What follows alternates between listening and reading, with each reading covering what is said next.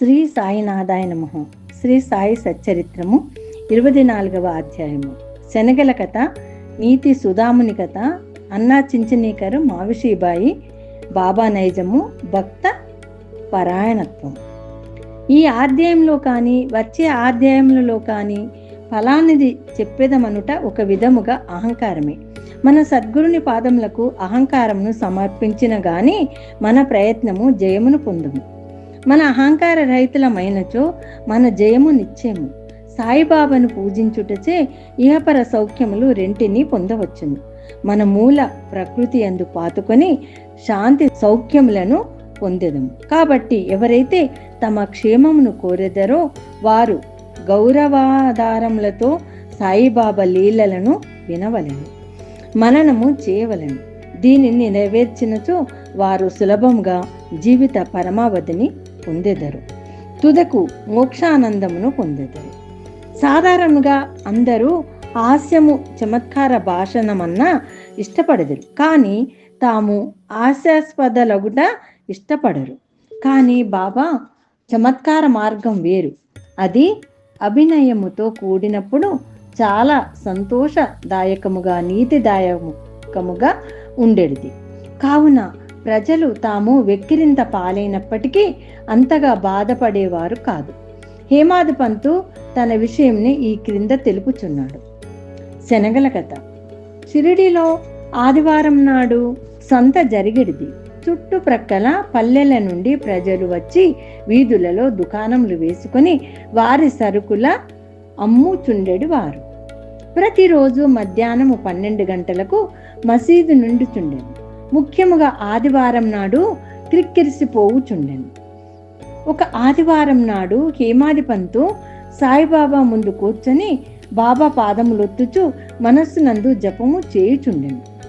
బాబా ఎడమ వైపు శ్యామ, కుడివైపు వామన్రావు ఉండిరి.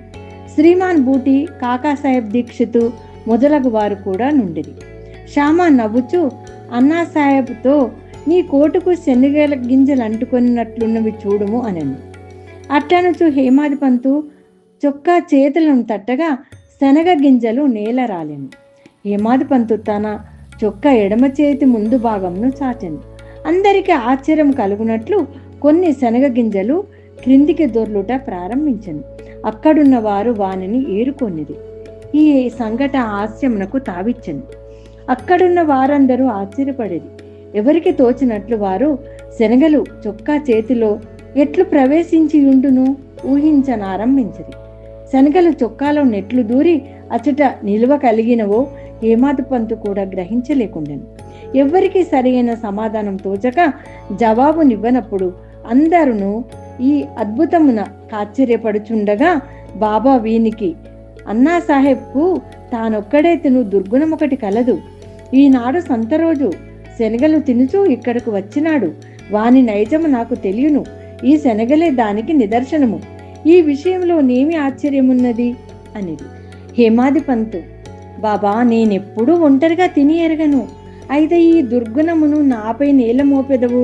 ఈనాటికి ఎన్నడూను షిరిడీలోని సంత నేను చూచి ఉండలేదు. ఈ దినం కూడా నేను సంతకు పోలేదు. అట్లయినచో నేను శనగల నెట్లు కొని ఉంటిని. నేను కొననప్పుడు నేనెట్లు తిని ఉందును? నా దగ్గర ఉన్న వారికి పెట్టకుండా నేనెప్పుడేమీ తిని ఎరగను. బాబా, అవును, అది నిజమే. దగ్గరున్న వారికి ఇచ్చదు. ఎవరూ దగ్గర లేనప్పుడు నీవు కానీ నేను కానీ ఏమి చేయగలం. కానీ నీవు తినుటకు ముందు నన్ను స్మరింతువా? నేనెల్లప్పుడూ నీ చెంత లేనా? నీవేదైనా తినుటకు ముందు నాకు అర్పించుచున్నావా? నీతి. ఈ సంఘటనమున బాబా ఏమి చెప్పురో జాగ్రత్తగా గమనించడము. పంచేంద్రియములన్నింటికంటే ముందే మనస్సు, బుద్ధి విషయానంద అనుభవించును. కనుక మొదలే భగవంతుని స్మరించవలను. ఇట్లు చేసినచో ఇది కూడా ఒక విధముగా భగవంతునికి అర్పితం. విషయములను విడిచి పంచేంద్రియములు ఉండలేవు. కనుక విషయములను మొదట గురువునికి అర్పించినచో వాని అంద అభిమానము సహజంగా అదృశ్యమైపోవును. ఈ విధముగా కామము, క్రోధము, లోభము మొదలగు వాని గూర్చిన వృత్తులన్నిటినీ ఆలోచనను మొట్టమొదట గురునికి అర్పించవలెను. ఈ అభ్యాసం ఆచరించినచో దేవుడు వృత్తులన్నీ నిర్మూలమగుటకు సహాయపడును.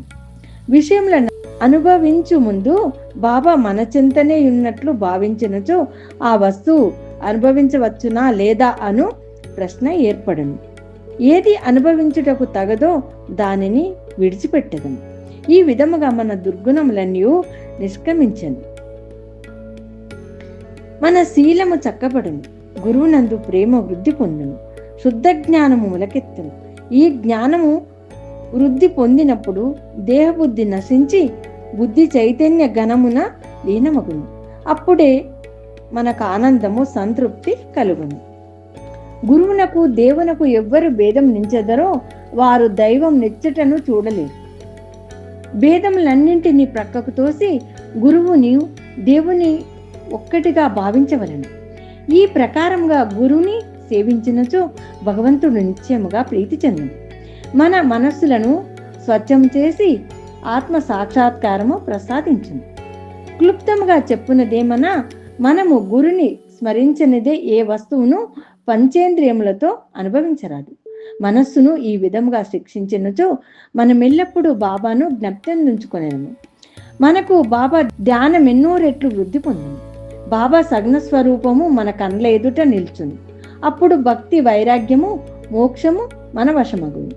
మన మనస్సునందు బాబాను ఎప్పుడైతే నిలుపగలమో అప్పుడు మనము ఆకలిని, పిపాసను, సంసారమును మరచెదము. ప్రపంచ సుఖములందు కల అభిలాష నశించి మన మనస్సులు శాంతిని, ఆనందమును పొందును. సుధాముని కథ. పై కథ చెప్పుచున్నప్పుడే హేమాది పంతునకు సుధాముని కథ జ్ఞప్తికి వచ్చాను. అందులో కూడా ఇదే నీతి ఉన్నది కనుక దానిని ఇక్కడ చెప్పుచున్నాను. శ్రీకృష్ణుడు, అతని అన్న బలరాముడు, మరి ఒక సహసాటి సుధాముడు అనువాడును గురువగు సాందీపుని ఆశ్రమంలో నివసించుచుండును. శ్రీకృష్ణ బలరాములను అడవికి పోయి కట్టెలను తీసుకొని రమ్మని గురువు పంపెను. సాందీపుని భార్య సుధాముని కూడా అదే పని మీద ముగ్గురి కొరకు శనగలిచ్చి పంపెను. కృష్ణుడు సుధాముని అడవిలో కలిసి, దాదా నీళ్లు కావలెను, నాకు దాహం వేయుచున్నది అనెను. సుధాముడు ఉత్త కడుపుతో నీరు త్రాగకూడదు కనుక కొంత తడవాగుట మంచిదనను. కానీ తన వద్ద శనగలున్నవని కొంచెం తినమని అనలేదు. శ్రీకృష్ణుడు అలసి ఉండుటచే సుధాముని తొడపై తలయుంచి గుర్రు పెట్టుచూ నిద్రపోయాను. ఇది కనిపెట్టి సుధాముడు తన జేబులోని శనగలు తీసి తినుటకు ఆరంభించను. హఠాత్తుగా శ్రీకృష్ణుడు ఇట్లనెను, దాదా ఏమి తినుచుంటివి? ఎక్కడి నుంచి ఈ శబ్దం వచ్చుచున్నది? సుధాముడు ఇట్లనెను, తింటకేమున్నది, నేను చలితో వణుకుచున్నాను, నా పండ్లు కటకటమనుచున్నవి, విష్ణు సహస్రనామంను కూడా సరిగా ఉచ్చరించలేకున్నాను. ఇవి నేను సర్వజ్ఞుడగు శ్రీకృష్ణుడు ఇట్లనెను, నేనొక స్వప్నమును కంటిని, అందులో ఇంకొకరి వస్తువులను తినుచుండెను. ఏమి తినుచుంటివని అడగగా, ఏమున్నది తింటకు మన్నా అనెను. అనగా తినుటకేమీ లేదని భావం. రెండవ వాడు తదాస్తు అనెను, దాదా ఇది ఒక స్వప్నము, నాకివ్వకుండా నీవేమీ తినవని నాకు తెలియను. స్వప్న ప్రభావంచే నీవేమి తినుచుంటివని అడిగి తిని. శ్రీకృష్ణుడు సర్వజ్ఞుడు కాని అతని లీలలు కాని తెలిసి ఉన్నచో సుధాముడట్టు చేసి ఉండడు. కాబట్టి అతను చేసిన దానిని తానే అనుభవింపవలసి వచ్చను. శ్రీకృష్ణుని ప్రియ స్నేహితుడగునప్పటికీ అతని ఉత్తర కాలమంతయు గర్భ దారిద్ర్యంచే బాధపడవలసి వచ్చను. కొన్నాళ్లకు భార్య కష్టం చేసి సంపాదించి ఇచ్చి పంపిన పిడికెడు అటుకులు సమర్పించగానే శ్రీకృష్ణుడు సంతసించి ఒక బంగారు పట్టణము అనుభవించుటకిచ్చాను. ఎవరైతే దగ్గరున్న వారికి ఇయ్యకుండా తిను అలవాటుండునో వారు దీనిని జ్ఞప్తించుకొనవలెను. శృతి కూడా దీనిని నొక్కి చెప్పుచున్నది. మొదట భగవంతునికి అర్పించి ఆ భుక్త శేషముని మనము అనుభవించవలను. బాబా కూడా దీనిని హాస్యరూపంగా యుక్తితో బోధించను. అన్నా చించిని కరు మావిషీబాయి. హేమాది పంతు ఇచ్చట ఇంకొక హాస్య సంఘటనను, అందులో బాబా చేసిన మధ్యవర్తిత్వమును వర్ణించను. దామోదర ఘనశ్యాము బాబారే ఉరపు అన్నా చించినీకర్ అను ఒక భక్తుడు కలడు. అతడు సరళుడు, మోటువాడు, ముక్కుసూటిగా మాట్లాడువాడు, ఎవరిని లక్ష్య పెట్టేవాడు కాడు, ఉన్నదున్నట్లు చెప్పేవాడు, ఎప్పటిదప్పుడే తేల్చేవాడు. బయటకి కటునిని వలె హఠము చేయు వాని వలను కాన్పించినను వాడు మంచి హృదయం కలవాడు, నక్కజిత్తుల వాడు కాడు. అందుచే బాబా వాణ్ణి ప్రేమించుచుండెను. అందరూ సేవ చేయనట్లే అతడు కూడా మధ్యాహ్నము బాబా ఎడమ చేతిని కట్టడా పైన వేసి ఉన్న దానిని తోముచుండెను. కుడివైపున ఒక ముసలి వితంతు వేణుబాయి కౌజల్గి అనునామె ఉండెను. ఆమెను బాబా అమ్మా అని పిలిచెడువారు. ఇతరులు మావిషీబాయి అని పిలిచెడువారు. ఆమె కూడా బాబాను సేవించుచుండెను. ఈమెది స్వచ్ఛమైన హృదయము. ఆమె బాబా నడుము మొలను వీపును తన 2 చేతుల వ్రేళ్లు అల్లి దానితో నొక్కుచుండెను. ఆమె దీనిని అతి తీవ్రముగా చేయుచుండెను. బాబా వీపు కడుపు కలిసిపోవున్నట్లు కాన్పించుచుండెను. ఇంకొక ప్రక్క అన్నా తోముచుండెను. మావిషీబాయి ముఖము క్రిందకు మీద కవ్వుచుండెను. ఒకసారి ఆమె ముఖము అన్నా ముఖముకు చాలా దగ్గరగా పోయింది. ఆస్యమాడు నైజము కల దగుటచే నామె, ఓహో, అన్నా చెడ్డవాడు, నన్ను ముద్దు పెట్టుకొనుటకు యత్నించుచున్నాడు. ఇంత ముసలివాడైనప్పటికీ నన్ను ముద్దు పెట్టుకొనుటకు సిగ్గులేదా అనను. అన్నాకు కోపం వచ్చెను. చొక్కా చేతులు పైకెత్తి అతడిట్లను, నేను ముసలివాడను, దుర్మార్గుడని అనుచున్నావు. నేను వెర్రివాడనా? నీవే కలహంనకు కాలు దువ్వుచున్నావు. అక్కడున్న వారందరూ ఈ ముసలివాండ్ర కలహంను చూచి నవ్వుచుండి. బాబా ఇద్దరిని సమానంగా ప్రేమించువారు కనుక ఇద్దరిని ఓదార్చవలనని తలచి ఈ క్రింద విధముగా నేర్పుతో సమాధానపరిచెది. బాబా ప్రేమతో, ఓ అన్నా, ఎందుకు అనవసరంగా గోల చేయుచున్నావు? తల్లిని ముద్దు పెట్టుకుంటూ దానిలో ఔనాచిత్యమేమి అనెను. బాబా మాటలు విని ఇద్దరు సంతృష్టి చెందిరి. అందరూ సరదాగా నవ్విరి. బాబా చమత్కారమునకు హృదయానంద పూరితులైరి. బాబా నైజము భక్త పరాయణత్వము. బాబా తన భక్తులకు వారి వారి ఇష్టానుసారము సేవ చేయుటకు అనుమతించుచుండెను. దీనిలో ఇతరులు జోక్యము కలగజేసుకొనుట బాబాకి ఇష్టం లేదు. ఒక ఉదాహరణము నిచ్చెదము. ఈ మావిషీబాయే ఇంకొకప్పుడు బాబా పొత్తి కడుపును తోముచుండెను. ఆమె ప్రయోగించే బలమును చూచి ఇతర భక్తులు ఆతరపడిది. వారిట్లనిది, అమ్మా, కొంచెం మెల్లగా తోముము, బాబా కడుపులోని ప్రేవులు నరములు తెగిపోవును. ఇట్లనగానే బాబా వెంటనే లేచి కోపంతో సటకాను నేలపై కొట్టెను. వారి కండ్లు నిప్పు కనముల వలె ఎర్రవాయను. బాబాను చూచుటకు ఎవ్వరికి ధైర్యం లేకుండెను. బాబా సటక చివరను 2 చేతులతో పట్టుకొని పొత్తు కడుపులోనికి గుచ్చుకొనెను. ఇంకొక చివరను స్తంభమునకు నావించెను. సటక అంతయు పొత్తి కడుపులో దూరినట్లు కానవచ్చుచుండెను. కొద్దిసేపటిలో పొత్తి కడుపు ప్రేలును అనుకొండ్రి. బాబా క్రమముగా స్తంభం వైపు పోవుచుండెను. అందరూ భయపడది. ఆశ్చర్యంతోనూ భయముతోనూ మాట్లాడలేక మూగ వానరవలే నిలిచిరి. బాబా తన భక్తురాలి కొరకు ఈ కష్టం అనుభవించింది. తక్కిన భక్తులు ఆమెను బాబాకు హాని లేకుండా తోమమంది. మంచి ఉద్దేశంతో వారు ఈ మాటలన్నది. దీనిని కూడా బాబా ఒప్పుకొనలేదు. వారి మంచి ఉద్దేశమే బాబాను కష్టంలో దించినందుకు వారు ఆశ్చర్యపడింది. ఏమీ చేయలేక కనిపెట్టుకొని చూస్తుండిరి. అదృష్టం చే బాబా కోపం తగ్గెను. సటకాను విడిచి గద్దెపై కూర్చుండిరి. అప్పటి నుండి భక్తుల ఇష్టానుసారము సేవ చేయునప్పుడు ఇతరులు జోక్యము కలగజేసుకొనరాదని నీతిని నేర్చుకొనిరి. ఎవరి సేవ ఎట్టిదో బాబాకే గుర్తు. 24వ అధ్యాయము సంపూర్ణము. సద్గురు శ్రీ సాయినాథార్పణమస్తు. శుభం భవతు.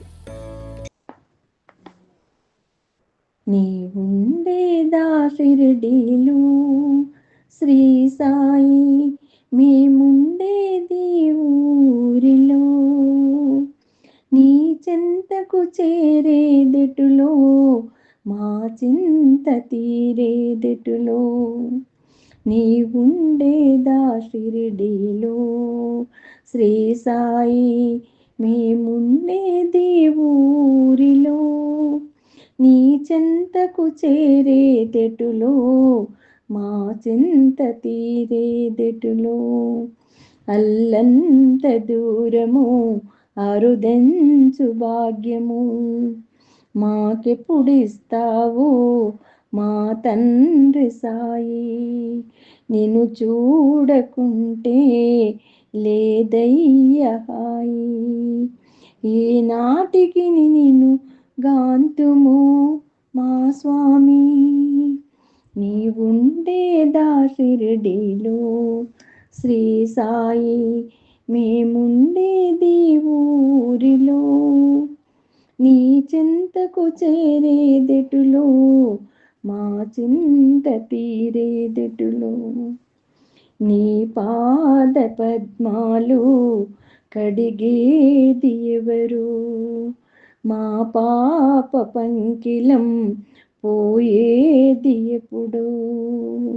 నీ పాద పద్మాలు కడిగేది ఎవరో, మా పాప పంకిలం పోయేది ఎప్పుడో. నీ మూర్తిని మాలోన నిలిపేది ఎప్పుడో, నీ మూర్తిని మాలోన నిలిపేది ఎప్పుడో. మా ఆర్తి తొలగేదెప్పుడో, మా సాయి, మా ఆర్తి తొలగేదెప్పుడో, మా సాయి. నీవుండేదా షిరిడీలో శ్రీ సాయి, మేముండేది ఊరిలో. నీ చింతకు చేరేదెటులో, మా చింత తీరేదెటులో.